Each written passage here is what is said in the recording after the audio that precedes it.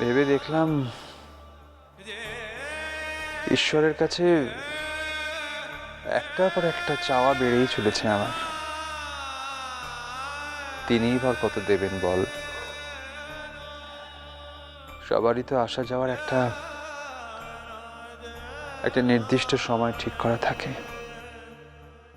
তাই না? তাই আমি এবার কত গ্রেস পিরিয়ডে থাকবো বল। প্লিজ প্লিজ দিদি, প্লিজ এসব বলো না আমাকে। আমি তো ধন সম্পদ কিচ্ছু চাইনি, কিচ্ছু না। আমি শুধু একটা মানুষের জীবন ভিক্ষে চেয়েছি, আর তো কিছু চাইনি আমি। সেসব চাইলে তবু পাওয়া যায় সাঁঝবাতি,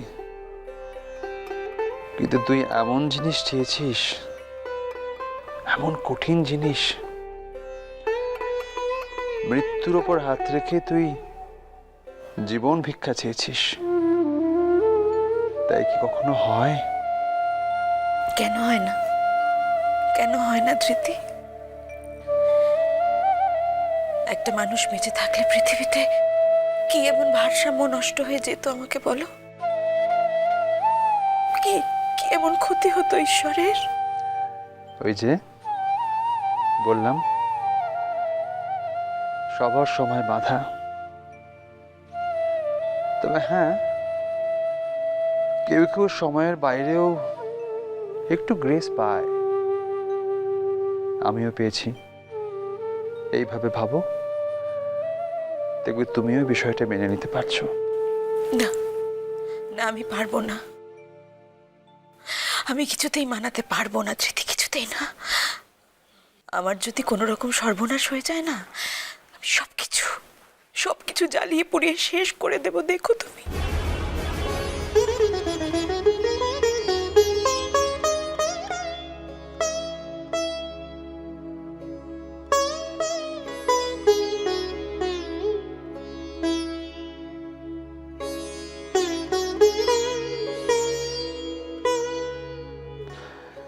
যারা এই পৃথিবী ছেড়ে চলে যায় তারাও তো কারো না কারো প্রিয় সাঁঝবাতি। তবু কি যাওয়াটা আটকানো যায়? তবু কি কিছু থেমে থাকে এই পৃথিবীতে?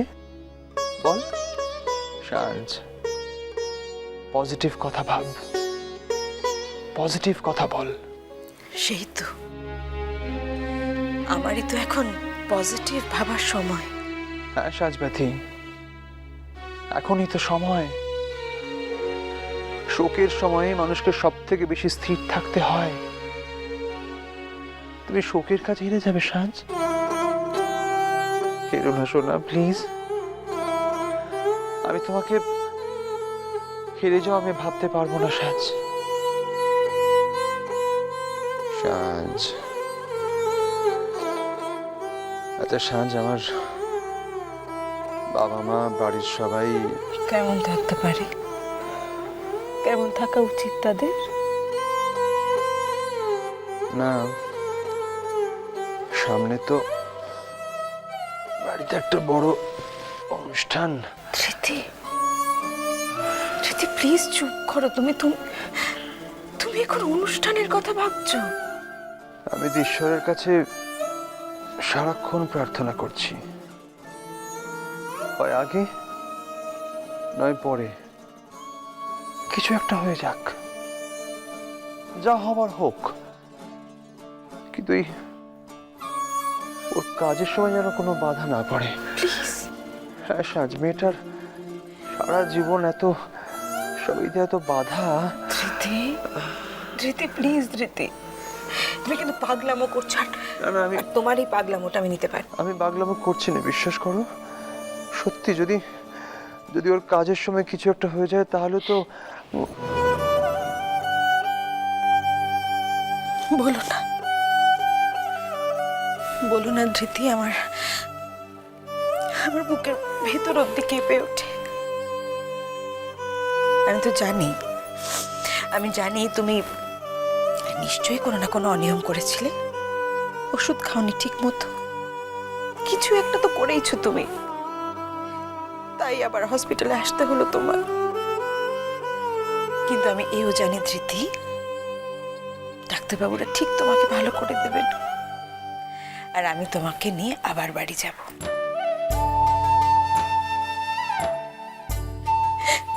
তুমি বোঝো না না, জানটাকে আমি একা একা কি করে মানুষ করব?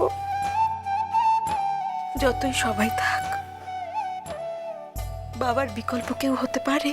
ঠিক এই জন্য আমি তখন তোমাকে পই পই করে বারণ করেছিলাম সাজ। তখন তুমি আমার কথা শোনোনি।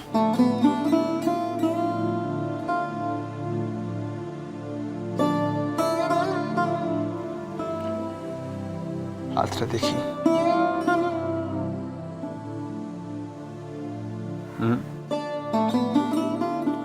বাঁ হাত।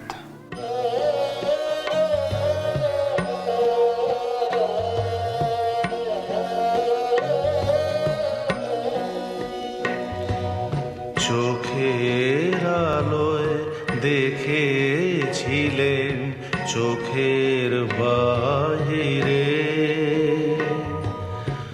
অন্তরে আজ দেখব যখন আলোক নাহিরে। চোখের আলোয় দেখেছিলেন চোখের বাহিরে।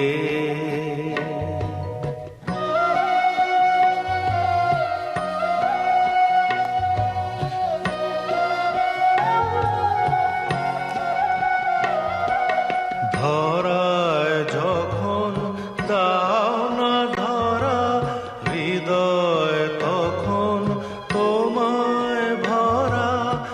এখন তোমার আপন আলোয় তোমায় চাহিরে। চোখের আলোয় দেখেছিলেন চোখের বাহিরে। চোখে না দেখতে পেলেই বুঝি মানুষ দূরে চলে যায় শোনা। তোমার দৈনন্দিন জীবনে আমি ঠিক মিশে থাকবো। তুমি দেখো, কত বছরের স্মৃতি, কত মুহূর্ত, কত অনুষঙ্গ, এসব কি এক জীবনে ভুলে যাওয়া যায় সাজ? বলো। ধৃতি, ধৃতি, আমার কষ্ট হচ্ছে, আমার খুব কষ্ট হচ্ছে। বলো না, বলো না প্লিজ। জানো সাজ, শুয়ে শুয়ে কত আকাশ পাতাল ভাবছি, আর ভাবতে ভাবতে মনে হচ্ছে কি, মানুষের যখন চোখের দেখা শেষ হয়ে যায় তখনই তার মনের দেখা শুরু হয়। মানুষ আসলে চোখের দেখায় এমনই অভ্যস্ত যে আরেকজনের মনের ভেতর দেখার অভ্যেসটাই তার চলে যায়।